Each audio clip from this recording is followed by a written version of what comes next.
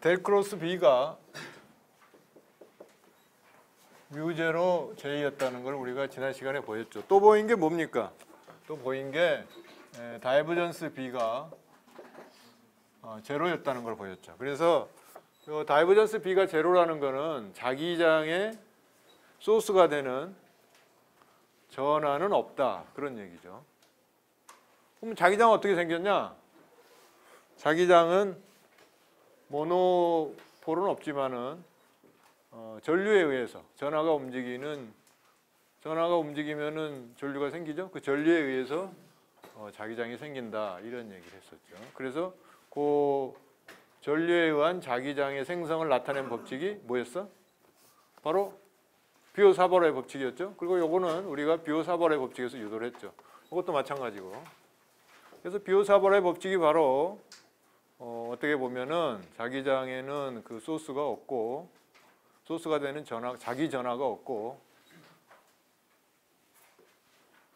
그러니까 우리가 자기 전하 그랬는데 좀 이상하죠? 전하는 일렉트릭 차지인데, 그러니까 자기 전하라는 얘기는 마그네틱 차지를 얘기하는 겁니다. 우리가 전하 그러면 일렉트릭 차지 그러잖아요. 그러니까 영어로는 되는데 자기의 소스가 되는 전하가 뭐냐? 우리말로는 지금 안 돼 있어, 솔직히. 그래서 내가 자기 전하라고 얘기를 한 겁니다. 우리가 전하 그러면 일렉트릭 차지죠? 그건 다 알고 있죠? 자기 전하 없으니까 뭐 이름이 없는지도 모르겠는데 영어로는 마그네틱 차지, 이렇게 이제 사람들이 얘기를 해요. 근데 그게 없다는 거죠. 그래서 그 비오사버의 법칙에 의해서 이게 앙페르의 법칙이 나왔다, 이렇게 이제 이런 얘기를 했고, 요거하고 이제 비교되는 게 델 크로스 E는 뭐였습니까? 0이었죠. 하여튼 그래서 이게 이제 우리가 가우스 법칙이라고 얘기를 했는데, 요게 어디서 나왔습니까? 요게 나온 게 바로 쿨럼의 법칙에서 나왔죠. 쿨럼의 법칙에서 나왔습니다. 쿨럼의 법칙은 이제 전하들이 분포할 때 전기장이 어떻게 생기는지 그거를 이제 기술한 게 쿨럼의 법칙이었죠. 이제 그래서 여기 보면은 이 전하가 전기장의 소스가 되는 전하가 이제 이렇게 전기장에 다이버전스를 준다, 이렇게 이제 얘기해서 이게 0이 아니죠. 근데 쿨럼의 법칙에다가 우리가 그래서 보면은 전기장의 컬을 쓰면은 0입니다. 근데 사실 전기장은 이 컬 2가 0은 아니고 자기장이 시간에 따라서 변하게 되면은 여기 0이 아니고 뭐 컨트리뷰션이 있는데 우리가 그걸 뭐라고 그런다고 그랬죠? 파라데이 법칙이라고. 파라데이의 자기 유도입니다. 전기. 근데 그거는 이제 나중에 조금 이따 배울 거고. 하여튼 그렇습니다. 그래서 요게 이제 요거하고 상관되고 요거하고 상관된다. 그래서 요거는 이제 정전기 일렉트로스태틱 경우, 요거는 정자기 마그네토스태틱 경우에 해당한다.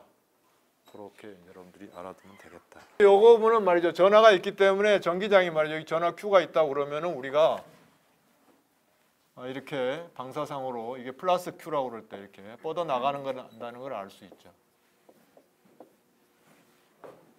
근데 자기장의 경우는 말이죠. 자기장의 경우는 만약에 전류가 이렇게 칠판 안으로 흐른다고 그러면은 이쪽으로 어떻게 되겠습니까?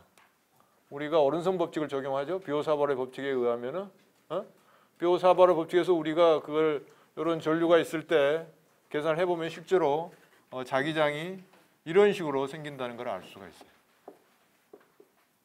그래서 이 양상이 다르다. 이건 소스가 있어가지고 소스에서 퍼져 나가는데, 이거는 전류가 이렇게 통과하면은, 전류라는 거는 뭡니까? 전하의 흐름이죠. 소스라기보다는 전하의 흐름입니다. 전하가 흐르면은 이렇게 자기장이 생긴다, 이렇게 우리가 알고 있죠. 그래서 이게 이제 전기하고 자기에서의 다른 특징이었다, 이런 얘기를 했었죠.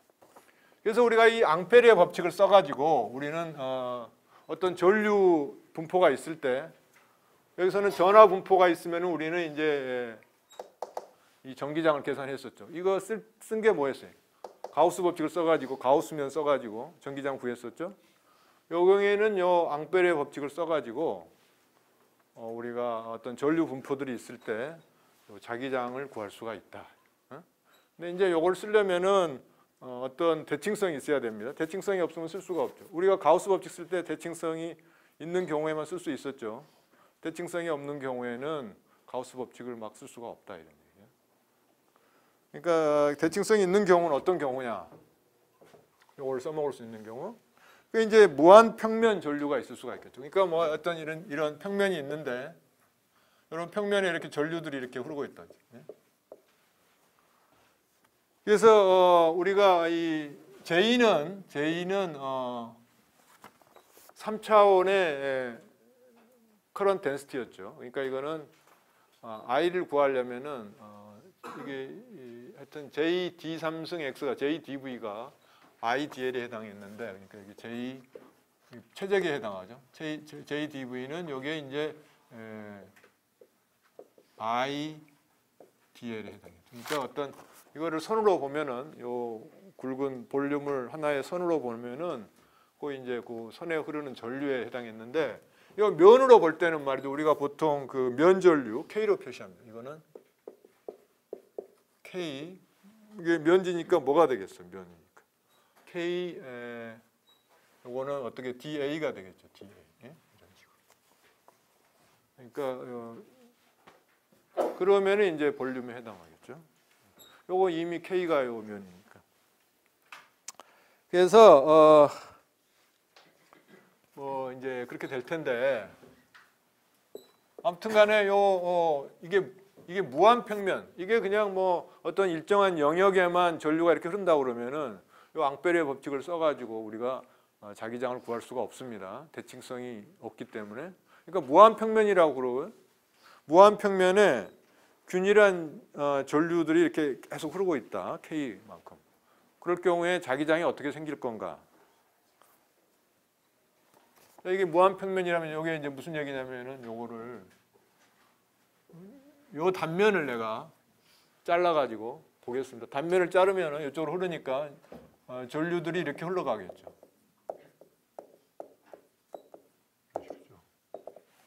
전류들이 이제 이게 흘러가겠죠. 그래서 전류들이 흘러갈 텐데, 여기에다가 지금 요 컬의 경우는 가우스 법칙의 경우는 다이버전스니까 우리가 쓰는 게 무슨 정리를 썼습니까? 다이버전스 정리를 썼죠. 컬의 경우는 무슨 정리를 써야 돼요? 스토크 정리를 써야 됩니다. 그러니까 가우스 정리는 3차원하고 2차원을 연결시키는 거였죠. 최적하고 그 최적의 바운다리에서의 표면 조건. 스토크 정리는 뭐야? 2차원하고 1차원을 연결시키는 겁니다. 그러니까 어떤 면적이 있을 때 그 면적의 바운다리에서의 선적분하고 연결시키는 게 있죠. 그러니까 우리가 여기서는 이제 앙페르의 법칙을 쓰기 위해서는 저게 컬로 주어져 있으니까 이런 어떤 클로즈드 패스를 생각하자. 그래서 이 클로즈드 패스 안에 요 클로즈 패스가 커버하는 면적이 있겠죠. 그 면적을 S라고. 그러니까 여기는 이제 이 면적 대 요 클로즈 패스에 해당하는 게 이제 되겠죠. 그러니까 어떻게 되겠어? 뭐 잘 알다시피 이 경우에는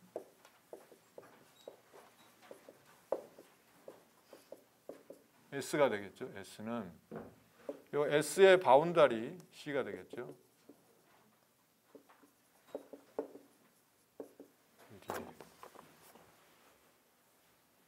이게 되겠죠.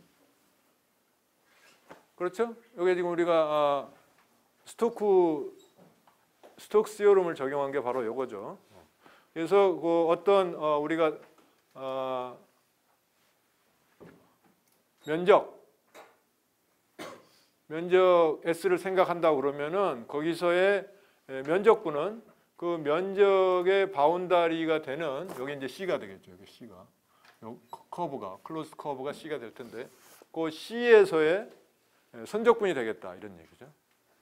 자, 근데 요거 이 면적분은 말이죠. 요 앙페르의 법칙에서 어떻게 쓸 수가 있느냐 하면은 앙페르의 법칙에 의해서 뮤0 J.DA가 된 J.DA가 아니라 그렇게 되어 있죠. J.D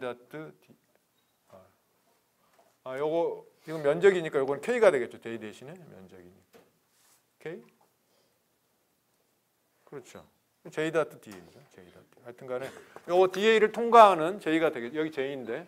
근데 요거 뭐냐 하면은 J.DA는 지금 뭐냐면 요 S라는 면적. 요게 이제 S라는 면적인데. 요 S라는 면적을 통과하는 토탈 커런트의 양이죠. 근데 지금 여기서 요건 지금 이게 이제 뭐 요 요 지금 평면 밖에는 전류가 없는 거니까 요 선에만 지금 전류가 지금 통과하겠죠. 그러니까 결국은 뭐가 될 거냐면 요거는 뭐가 되겠어요? 뮤제로 요 길이를 만약에 우리가 L이라고 그러면은 뮤제로 뭐가 되겠어? K L이 되겠죠. 뮤제로 K L. 그죠? 그래 안 그래? 그렇게 되겠죠. 표면 전류니까. 하여튼 여기에 K의 크기를 이렇게 표시한다면 이렇게 되겠다. 근데 이쪽은 말이죠. 이쪽은 요거 이제 B를 해야 되니까. 자, 여기서 보면은 C의 방향이 이쪽 방향이죠. 그래서 이쪽 방향을 B의 포지티브 방향으로 보면은 예를 들자면은 뭐 B의 뭐 X 성분을 이쪽에 플러스 X 방향으로 본다면은 여기는 어떻게 되겠어? 위에서 1, 2라고 그러면은 위아래로 칠까요? 하여튼간에 예. B1의 L이 되겠죠. L. 예. 하고 요거는 윗방향하고 지금 C의 방향이 다른 방향이잖아요. DL의 방향이. 그러니까 B의 플러스 방향이 우리가 똑같은 방향으로 쳐야 되니까 마이너스가 나올 거다. 그러니까 빼기 B2의 L이 되겠다. 자, 그런데 여기서 보면은 말이죠. 앙페르의 법칙. 이게 전류가 이렇게 흐를 때 어떻게 됐어요? 오른손 법칙이죠? 자, 그러면은 오른손 법칙이니까 여기서 B의 방향이 어떻게 되겠습니까? 자, 내가 예를 주죠. 1방향, 2방향, 3방향. 1, 2, 3. 이 방향이지. 왜? 집어넣어. 어디로 가? 이렇게 가잖아. 그러니까 여기서 지금 요거 하나만 있을 때는 이렇게 될 거 아니야? 어? 근데 여기 또 있잖아. 또 이렇게 될 거 아니야? 이게 계속 중첩되면 어떻게 되겠어? 옆으로 가는 건 다 상쇄되고 예전에 우리가 이런 거 했었죠. 어떻게 돼? 방향이 이쪽밖에 없지. 그래서 위에서는 그렇게 될 거고 밑에서는 당연히 이렇게 되겠죠.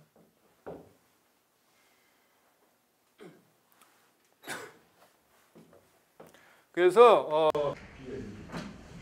그러니까 B의 크기는 어떻게 될 거냐면 B의 크기는 L은 똑같이 상쇄되니까 2분의 U제로 K가 되겠다. 뭐 이것도 크기로 쓰면 U제로 K로 쓰면 돼. 이런 걸 알 수가 있다. 네? 이렇게 K가 됩니다. 옛날에 여기 무한 평면에 선전화 밀도가 시그마로 깔렸을 때 전기장이 어떻게 되는지 그거나 똑같죠. 그 경우도 지금 전기장에서 가우스 법칙 적용해가 다이버전스 정리를 적용해가지고 그 대칭성에 의해서 우리가 입실론 제로분의 시그마라는 그런 거. 여기서도 마찬가지예요. 그래서 B의 방향이 여기서 이렇게 될 거고 여기서 나올 거다. 그러니까 이런 식으로 여러분들이 요 앙페르의 법칙을 어떻게 적용하는지 알아야 되겠다 이런 얘기야. 그걸 모르면 앙페르의 법칙은 무용지물입니다. 무한 솔레노이드는 뭡니까? 이런 원통이 있는데 무한히 긴 원통에 지금 전선이 이렇게 감겨 있는 거죠. 계속 뭐 동일한 이렇게 밀도로 전류가 지금 계속 흐르는 거예요. I로. 여기서 이렇게 흐를 때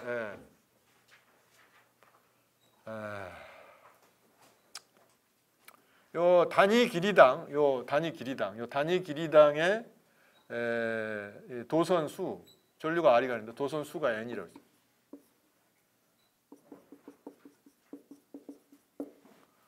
도선의 수가 N개입니다. 단위 길이당. 자, 그러면은 여기 지금 표면 전류 밀도가 있을 거 아니에요. 그죠? 왜? 솔레노이드의 솔레노이드의 면에서는 그 원통이죠. 원통 면에서는 지금 전류들이 쭉 흐를 테니까 표면 전류의 밀도는 어떻게 되겠어? K는. 이걸 I라고 그러면은 N 곱하기 I가 되겠죠. 단위 길이당 N개가 있으니까. 그래서 표면 전류 밀도는 NI가 될 거다. 자, 이런 경우에 역시 우리가 앙페르의 법칙을 쓸 수가 있다. 그래서 요 단면을 보면은 말이죠. 단면을 보면은 자, 먼저 하나만 있을 때 생각해 봅시다. 전류가 한 줄만 고리 하나가 있다. 자, 자기장의 방향이 어떻게 되겠습니까? 오른손 법칙 쓰면은 당연히 이 전류도 마찬가지. 전류가 이렇게 돌면은 자기장의 방향은 위로 갑니다. 이게 여기 B의 방향이 돼. 그러니까 여기서는 이렇게 B가 튀어나올 거예요. 이게 이제 하나만 있을 때. 근데 이런 거를 계속 중첩을 해서 어떻게 되겠어? 여기 결국은 자기장이 여기만 존재하게 될 거라는 걸 우리가 예상할 수가 있어요. 여기만 존재하게 될 거라는 거. 자, 그런데 이게 이제 무한 빈 솔레노이드로 우리가 얘기를 했기 때문에, 가정을 했기 때문에 이게 대칭성이 존재하겠죠. 뭐 예를 들면 여기서 일로 멀어지거나 가까워지거나 변화가 없을 거란 얘기예요. 자, 그러면 여기다가 아까 한번 요 스토크 시오름에 나오는 그 클로즈 패스를 한번 그려보자. 여기다가 클로즈 패스 이렇게 그렸어, C를. 자, 여기라면 여기 당장 알 수 있는 게 뭡니까? 여기에 전류가 있습니까, 없습니까? 없죠. 이 통과하는 전류가 없단 말이에요. 그럼 고로 뭐가 돼야 돼? 0이 돼야 됩니다. 그래서 밖에서는 B가 0이라는 것을 곧 알 수가 있어요. 밖에서는 0입니다. 솔레노이드 내부에만 전류가 있겠죠.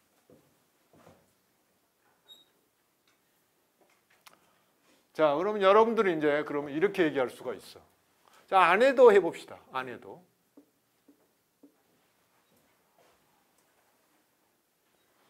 해보는데 여기도 전류가 없지 않느냐?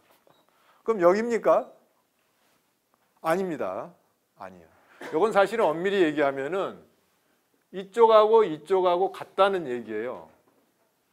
이쪽하고 이쪽의 컨트리뷰션하고 이쪽의 컨트리뷰션이 같아서 0이 되는데, 다시 말하면 이게 얘기하는 건, 이게 사실 이제 요거를 적용하면은 여기도 소스가 없기 때문에 0이 되는데, 요게 의미하는 거는 이쪽에 올라가는 거하고 내려오는 거하고 컨트리뷰션이 완전히 같아가지고 서로 상쇄된다는 의미가 됩니다. 똑같으니까 전류가 만약에 자기장이 만약에 여기서도 이렇고 여기서도 이렇다 그러면은 이런 클로즈 패스에서 적분하면 어떻게 되겠어요? 한쪽은 플러스 한쪽은 마이너스니까 정확하게 상쇄되겠죠? 그래서 0이 되는 겁니다. 실제로 자기장이 없어서 0이 되는 게 아니라, 근데 여기서는 자기장이 있지만 0이 되고 여기서는 자기장이 없어서 0이 돼요. 먼저 약간 치팅인데 먼저 결론을 얘기하면 그렇습니다. 자, 그럼 여기서는 자기장이 없다는 걸 어떻게 하느냐? 자, 지금 여기 요거의 단면을 쫙 가르면은 말이죠. 여기에 단면을 쫙 가르면은 이제 단면을 보면 이렇게 되겠죠. 원통의 단면이. 여기선 들어가는 거니까 전류들이 이렇게 될 거예요. 여기선 나오는 거니까 전류들이 이렇게 될 거예요. 이게 전류의 방향이 이렇다 이거예요. 각 단면에서. 자, 아까 요거를 요 하나 있던 거를 여기다가 적용을 해 보세요. 자, 이걸 이제 단면 1, 이걸 단면 2라고 그러면은 단면 1에 의해서 생기는 자기장은 어떻게 되겠어? 이제 오른손 법칙 부지런히 적용해야 되겠죠. 어떻게 돼? 여기서는 자기장이 어떻게 되겠습니까? 이렇게 되니까 여기서는 올라가고 여기서는 내려오겠죠? 그래 안 그래? 그렇죠? 이게 1. 그러니까 요 1이라는 단면에 이쪽에서는 다 올라가고, 이게 무한도선이니까, 아니 무한솔레노이드, 이쪽에서는 다 내려가는 겁니다. 뭐 이게 이거 있든 여기 있든 상관이 없는 거야. 아까 거리에 상관없다고 얘기했죠? 자, 2에 의한 걸 한번 여러분들 적용해. 어떻게 돼요? 이렇게 되죠? 그러니까 안에서는 올라가고 요게 2입니다. 밖에서는 내려가죠? 밖에서는 내려가. 2에 의한 거. 자, 그러니까 요 밖에서는 요 솔레노이드 밖에서는, 자, 1하고 2를 비교해 보면은 방향이 어떻게 됩니까? 반대죠. 완전히 상쇄돼요. 이쪽에서 보면 어떻게 돼? 요거하고 요게 방향이 반대죠? 그러니까 완전히 상쇄됩니다. 안에서만 상쇄가 안 되고 합해져 가지고 위로 간대.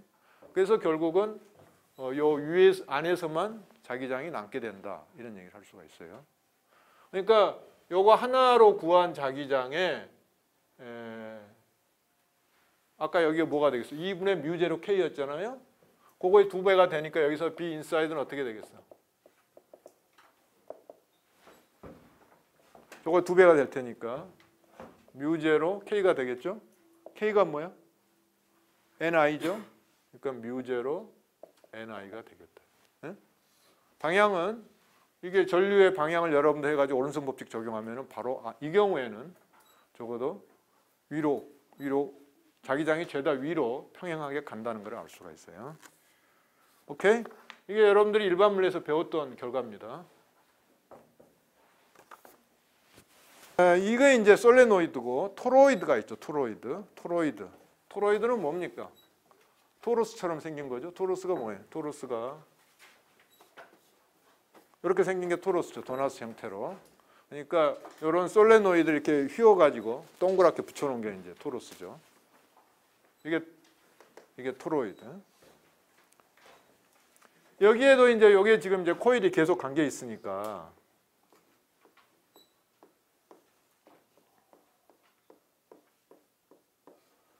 여기도 보면은 전류가 이게 촘촘히 감겨 있다. 전류가 이렇게 되면 어떻게 되겠어요? 오른손 법칙 적용하면은 요거 안에서는 자기장의 방향이 어떻게 되겠어요? 요 토로이드 안에서 내부에서만 이렇게 자기장의 방향이 원형으로 존재한다는 걸 알 수가 있어요. 존재한다는 걸 알 수가 있다. 근데 이거는 이렇게 원형 대칭은 있지만은 거리에 대해서는 대칭이 없겠죠. 왜냐하면은 여기서 보면은 말이죠. 여기서 보면은 요 BDL은 요 자기장 곱하기 요 커브의 길이죠. 근데 여러분들이 요 안에 있는 지금 요거를 내가 이 토로스를 위에서 구분한다면은 안에 반경하고 밖에 반경 이렇게 될 거 아니에요. 그죠? 그래서 안에서는 나오니까 이렇게 전류들이 나올 거고 여기 밖에서는 들어가겠죠. 그 요거의 밀도보다 훨씬 낮겠죠. 왜냐하면 거리가 머니까. 그죠? 요 반지 이름을 R이라고 그러면은 거리가 머니까. 그러니까 요거는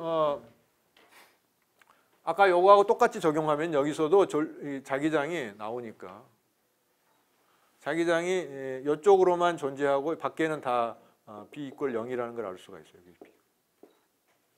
여기서도 요 토로이드 안에서도 0이고 이렇게 된다는 걸 알 수가 있어요. 그러니까 여기서 내가 아까 그 클로스트 요 패스를 어떻게 잡냐 하면은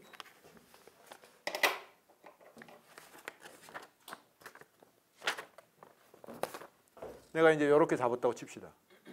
요게 C야. 이렇게 잡으면은 요 안에 통과하는 거는 어떻게 되겠어요? 요게 아까 저기서 보면 U0 요게 전체 토탈 개수 N이라고 그러면 mu0 Ni 이게 I니까 mu0 Ni는 요게 반지름이 R이니까 어떻게 되겠어요? 반지름이 R이니까 요 원주가 2파이 R이 되겠죠? 그러니까 2파이 RB가 되겠다. 그러니까 B는 어떻게 되겠어요? B는 2파이 R분의 mu0 Ni가 되겠다. 네? 이게 보면은 여기도 요 N의 개수는 지금 토탈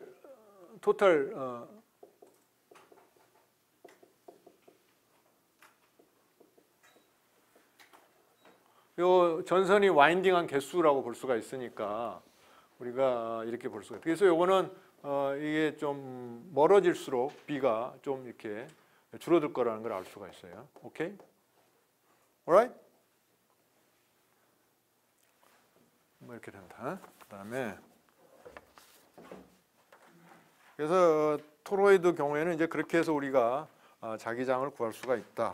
그렇게 얘기를 할 수가 있겠습니다.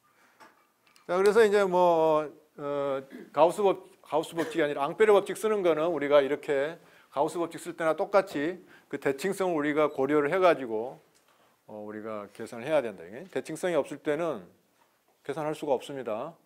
앙페르 법칙을 쓸 수가 없어. 그럴 때는 비오사벌의 법칙을 써가지고 직접 계산하는 방법밖에 없다. 이런 얘기야. 비오사벌의 법칙은 적분이죠. 자, 그래서 이제 뭐 이런 걸 알 수가 있는데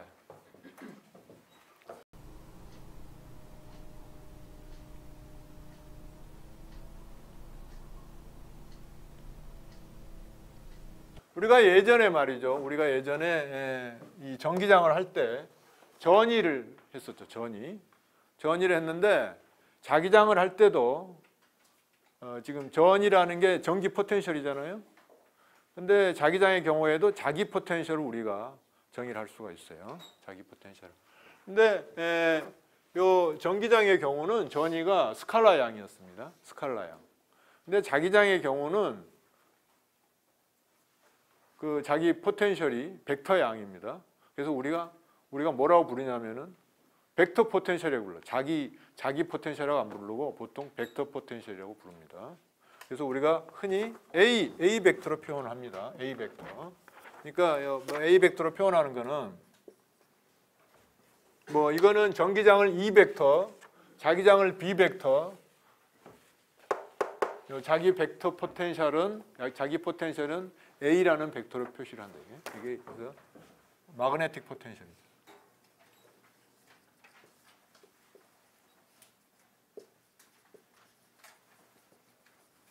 벡터 포텐셜이죠. 그냥 스칼라 양이 아니고 벡터다 이런 얘기예요. 벡터.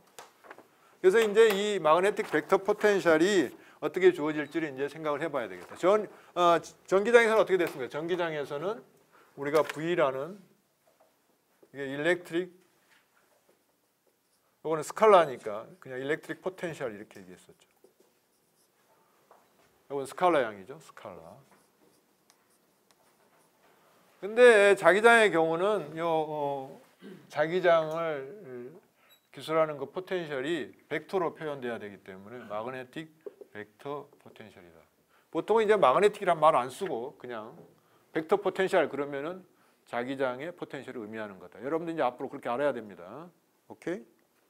그래서 이제 렐라티비티까지 포함한 4차원으로 우리가 가면은 4차원 포텐셜을 얘기를 하면은 4차원에 가면 이제 시간하고 공간이 있기 때문에 제로스 컴포넌트가 시간 컴포넌트라고 그러면은 제로스 컴포넌트는 우리가 일렉트릭 스칼라 포텐셜을 그 다음에 공간의 그 1, 2, 3는 요 벡터 포텐셜을 씁니다. 그래서 보통 어떻게 쓰냐면 이렇게 써요. A 뮤는 이게 이제 뮤가 0, 1, 2, 3인데 이게 스칼라 포텐셜 V하고 A 뭐 이렇게 되겠죠. 보통 이제 요거를 사람들이 그냥 파이로 쓰기도 해요. 뭐 이렇다는 거를 이제 여러분들 상식 차원에서 알아두고 우리가 뭐 이걸 가지고 할 건 아니니까 그렇다는 거를 상식 차원에서 알아두기 바랍니다.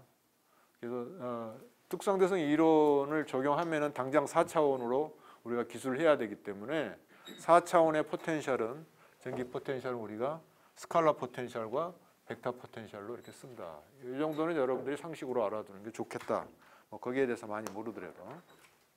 자, 그러면 이제 벡터 포텐셜이 어떻게 유도되는지 한번 그걸 봐야 되겠죠. 자, 먼저 이제 요 두 식이 있으니까 요 두 식을 가지고 우리가 적당히 요리를 해야 될 게 아닙니까?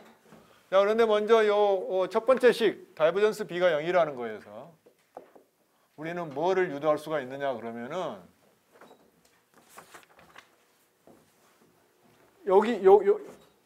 여기서 유도한 게 뭐였습니까? 여기서 유도한 게 우리가 E는 something of gradient다 이렇게 유도를 했었죠.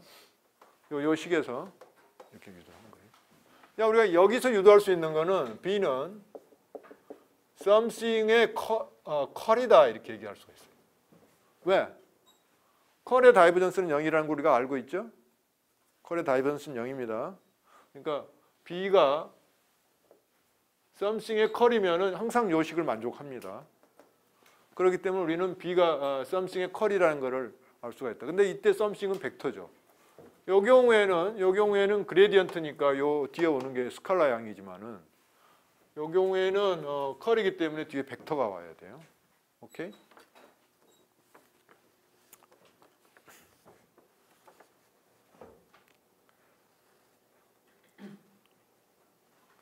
그 다음에 또 요 B가 컬 B가 0이 아니기 때문에 우리는 B를 이런 식으로 쓸 수가 없어요. 이런 식으로 쓰면 어떻게 되겠어요? 이게 0돼야 되겠죠? 그래서 이게 모순이야. 그러니까 B는 이런 식으로 쓸 수가 없다. 왜? 요 식 때문에. 이렇게 쓰면은 당장 B를 어떤 거에 그레디언트라고 보면은 당장 0돼 버리거든. 뭐가 이게 0이 아닐 수가 없어. 그러니까 이 두 번째 앙페르의 법칙 때문에 B는 절대 어떤 거에 그레디언트로 쓸 수가 없다는 얘기예요. 그래서 항상 요식에 의해서 우리는 이렇게 쓸 수가 있다.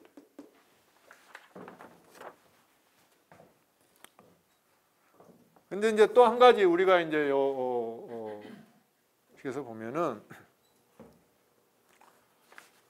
요 내식은 말이죠. 요 내식은 이 A라는 거를 B를 이렇게 썼을 때 이 A라는 거를 변화시켰다.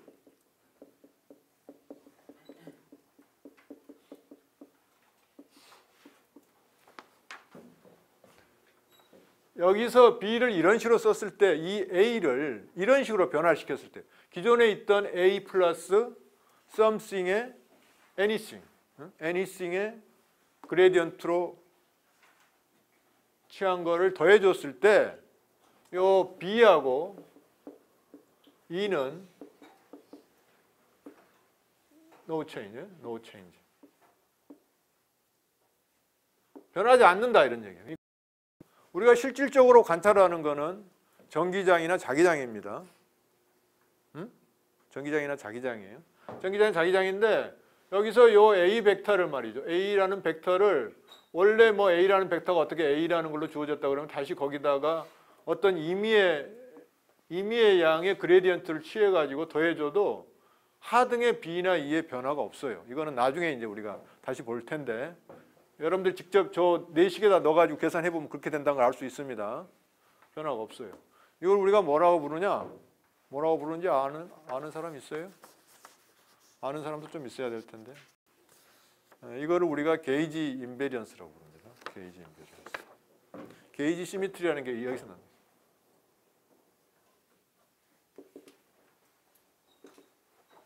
그리고 이런 변환을 바일이 게이지 변환이라고 얘기를 했어요, 처음에.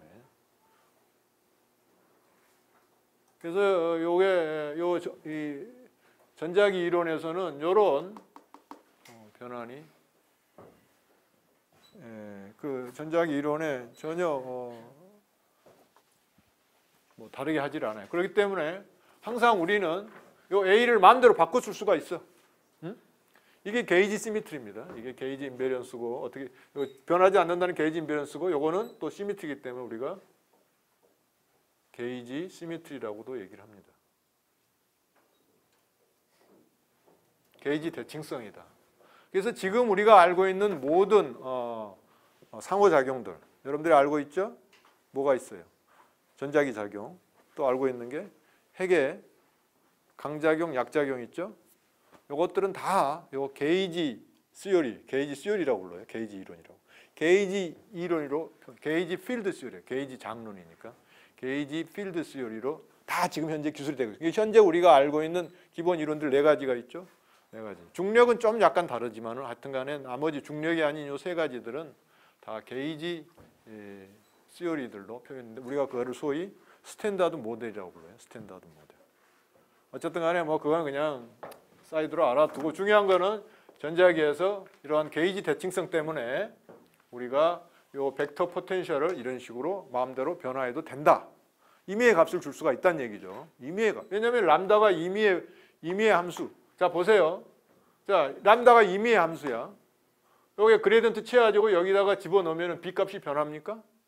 안 변하죠. 왜? 그레디언트의 컬은 0이니까 아무런 컨트리뷰션이 없어요. 그러니까 우리는 A 값을 우리가 원하는 대로 바꿀 수가 있다. 이런 얘기. 그래서 우리가 그거를 그러면 그런 게이지 시미트리가 있으면은 큰 문제가 발생합니다. 나중에 막스웰 방정식을 풀 때 그걸 풀기가 어려워요. 일단 대칭성이 있는데 어떻게 풀 거야? 그래서 게이지를 이렇게 픽스를 해야 됩니다. 그러니까 이거 뭐냐면은 A에다가 어떤 특정한 값을 우리가 A는 지금서부터 A0라는 특정한 값으로 주겠다. 어떤 조건을 주는 거예요. 아니면 어떤 A가 어떤 특정한 조건을 만족하게끔 하겠다. 예를 들자면은 그렇게 해놓고 풉니다. 예를 들자면은 자, 내가 이 A라는 벡터 포텐셜의 다이버전스를 내가 A라는 조건을 항상 만족하게끔 A를 정하겠다. 이게 하나의 게이지 픽싱이 되는 거예요. 이걸 우리가 게이지 시미트리가 있으면 게이지 픽싱이라고 그럽니다. 이러한 내가 게이지 픽싱의 한 예가 이제 이런 게 있을 수가 있어요. 이게 가능하나? 가능하다는 얘기죠. 원래는 우리가 어떤 뭘 해가지고 A를 구하면은 요게 다이버전스 A가 0이 안 될 수도 있어요. 안 될 수도 있는데 예를 들자면은 원래 있는 게 만약에 아니었다 그러면은 요거를 A를 약간 고정시켜 가지고 하면 어떻게 되겠어요? 요거를 A를 하면 여기 하면은 요게 다이버전스 A 원래 다이버전스에다가 어떻게 됩니까? 플러스 요거의 자승의 람다 요게 될 거 아니에요? 그러면 요 람다를 잘 조정하면은 람다라는 펑션을 잘 우리가 추주를 하면은 요 값이 요 람다의 라플라시안 값이 요 원래 A라는 그 벡터의 다이버전스 값하고 같게 만들 수가 있겠죠. 그거의 마이너스로. 그러면 여기 뭐가 되겠어? 0이 되겠다. 예? 람다를 잘 정해주면은 그렇죠? 그래서 이런 식으로 우리가 항상 원래 아무리 원래 벡터 포텐셜이 다이버전스가 0이 아니었더라도 벡터 포텐셜이 다이버전스가 0이 되도록 만들어 줄 수가 있습니다. 그래서 이런 조건을 우리가 임포즈를 하는 거예요. 벡터 포텐셜에 어떤 특정한 조건을 임포즈 하는 거예요. 문제를 풀기 위해서. 그렇게 벡터 포텐셜의 조건을 주는 걸 우리가 게이지 픽싱이라고 얘기를 한다. 그래서 이 게이지 픽싱이라는 용어는 여러분들이 나중에 입자물리를 할지 안 할지는 모르겠지만 입자물리 할 때 게이지 이론에서 게이지 픽싱 한다는 건 뭐예요? 항상 요 똑같은 용어를 씁니다. 그래서 요거는 하여튼 전작이나 그 위에로 가나 상관이 없다. 이런 얘기예요. 자, 그러면 이제 우리가 요런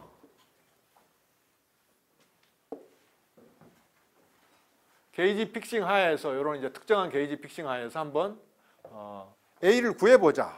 이렇게 될 수가 있겠죠, A를. 자, 여기서도 우리가 요걸 집어넣으면은 E 이퀄 마이너스 그레디언트 V라는 거를 여기다가 집어넣어 가지고 이게 무슨 방정식이 됐습니까? 포화손 방정식이 됐죠. 그래서 우리가 포화손 방정식의 해가 어떻게 되면 만족된다는 걸 알고 있잖아요. 그죠? 마찬가지로 우리가 이 경우에도 이러한 게이지 픽싱 조건을 줘 가지고 요 벡터 포텐셜 A의 해를 구할 수가 있다. 이런 얘기예요. 이제 어디다 줘야 되겠어? 여기다가 줘야 돼. 그래서 저 여기다가 쓰면은 자, 이제 A를 집어넣어 보겠습니다. B를 요거를 여기다 집어넣어 봐. 그럼 당장 어떻게 되겠습니까? 그래서 이제부터는 항상 이제 당분간 이러한 게이지 픽싱에는 여러 가지 조건이 있습니다. 요걸 보통 쿨론 게이지 픽싱이라고 그러는데 게이지 픽싱의 한 종류입니다. 이것만 가능하다는 게 아니라 그래서 코베리언트 게이지, 란다우 게이지 이런 거는 또 다른 거예요. 그래서 어쨌든 간에 우리가 이제 이거를 흔히 쓰는 쿨론 게이지 픽싱인데 하여튼 요걸 가지고 우리가 요 방정식을 풀어보겠다 이런 얘기야. 어떻게 풀어보느냐? 자, 요거 B 대신에 요걸 집어넣으면은 요게 뭐가 돼야 됩니까? 뮤0 J가 돼야 되겠죠. 그래서 이제 요거를 만족하는 A를 구하는 거예요. 아까는 저기서 저 다이버전스 E 이퀄 마이너스 입실론 제로분의 로가 되도록 이 대신에 그레디언트 V를 집어넣었을 때 그거를 만족하는 V, 즉 포화손 방정식을 만족하는 V를 구했는데 이제는 요거를 만족하는 A를 구해야 된다. 이런 얘기입니다. 알겠습니까? 무슨 얘기인지? 오케이. 그래서 이제 그 A를 한번 구해보자. 이런 얘기입니다. 자, 요거를 이제 하면은 우리가 요거는 어떻게 되는지 잘 알고 있죠. 벡터 아이덴티티에 의해서. 요거는 어떻게 됩니까? 요거는 이렇게 쓸 수가 있죠. 여러분들이 이미 다 요 아이덴티티는 해 봤었죠? 집에서. 마이너스 요게 됩니다. 요게. 이 관계식 예전에 숙제로 내준 거 기억납니까? 이렇게 됩니다. 이게 이제 뮤0 J가 돼야 된다. 자, 그런데 현명하게도 A에다가 이러한 조건을 줬잖아요. 게이지 픽싱 조건을. 왜 줬겠어? 이게 0 되니까 준 건데. 이거를 0으로 만들려고. 귀찮은 거는 없애버리자. 예? 왜? 게이지 시미트리를 어디다 써먹냐? 이런 데다 써먹어야 된다. 요거를 0이죠. 당장이. 게이지 조건에서 0이니까 요게 나옵니다. 요게. 자, 요걸 잘 보세요. 요걸 잘 보면은 예전에 우리가 전기의 경우에 라플라스 방정식이 어떻게 주어졌어? 라플라스 방정식. 이거 어떻게 주어졌습니까? 저기 보이잖아. 집어넣어봐. 어떻게 돼? 마이너스 입실론 제로분의 로였죠? 이거를 세 번 한 겁니다. 자, 요거는 자, 컴포넌트 1, 1성분, 2성분, 3성분 있을 거 아니에요? 1성분에 대해서 요게 이런 게 있을 거고 2성분에 대해서 이런 게 있을 거고 3성분에 대해서 이런 게 있을 겁니다. 그러니까 A1, J1, A2, J2, A3, J3 하면 똑같이 이게 됩니다. 이게 바로 라플라스 포화손 방정식입니다. 포화손 방정식하고 이것도 그러니까 포화손 방정식이 되는 거예요. 근데 우리가 요거의 해를 알고 있죠. V가 어떻게 주어졌습니까? R분의 K로 이거 아니었어? 맞죠? K는 뭐야? 4파이 입실론 제로분의 1. 이거였습니다. 기억하고 있어요? 요게 이거의 해라는 거는 어떻게 증명했어? 델타 펑션 기억하고 있죠? 시험에도 나오고 퀴즈에도 나오고 내가 여러 번 냈던 겁니다. 왜? 이게 중요한 개념이기 때문에 그런 거. 예? 자, 그래서 요거는 우리가 바로 쓸 수가 있다. 해를 어떻게 쓸 수가 있느냐? 바로 요거니까 그냥 스칼라를 벡터 형태로 바꿔주면 끝나는 거다. 근데 여기서 보면은 여기 뭐 하나 지금 뭐가 빠져 있습니까? 요거 빠져 있죠. K가 다시 쓰면은 이게 4파이 입실론 제로분의 1에 R분의 로 DV였죠. 자, 그러니까 여기 입실론이 있었는데 요거 입실론 밑으로 들어갔잖아요. 나머지는 4파이분의 1에 요거는 똑같습니다. 그러니까 요거 어떻게 해야 되겠어요? 요건 뮤제로가 위에 있었잖아요. 요것도 지금 마이너스 1로 오면 똑같으니까 있으니까 요거 어떻게 돼야 돼? 4파이는 똑같이 들어갈 거고 그 다음에 여기는 아까 입실론이 분모에 있었으니까 분모로 들어간 거고 여기는 뮤제로가 분자에 있으니까 분자로 들어갈 거 아니에요? 그러니까 이렇게 되겠죠. 하고 로 대신에 뭐가 들어가겠어? J 벡터가 들어가겠다. 이거.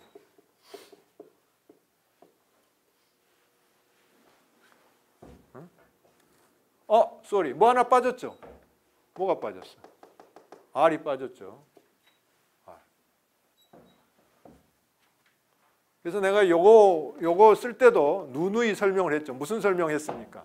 자, 수식을 이렇게 써놓으면 이게 의미하는 게 뭔지 알아야 되겠죠. 자, R이 의미하는 게 뭐였습니까? X 빼기 X 프라임 벡터. 이거였죠? X가 뭐? 관측점의 위치. X 프라임은 소스의 위치. 마찬가지입니다. 그 다음에 로는 뭐야? 로는 소스 포인트에서의 밀도. 여기도 마찬가지입니다. J도 소스 포인트에서의 전류 밀도입니다. DV는 뭐였지? D3승 X 프라임이었죠. 소스 포인트의 최적소. 마찬가지고. 그래서 여러분들 그것만 알면 된다. 그래서 A는 우리가 이런 식으로 하면은 전류 분포를 알면은 바로 A를 계산할 수가 있다. 오케이?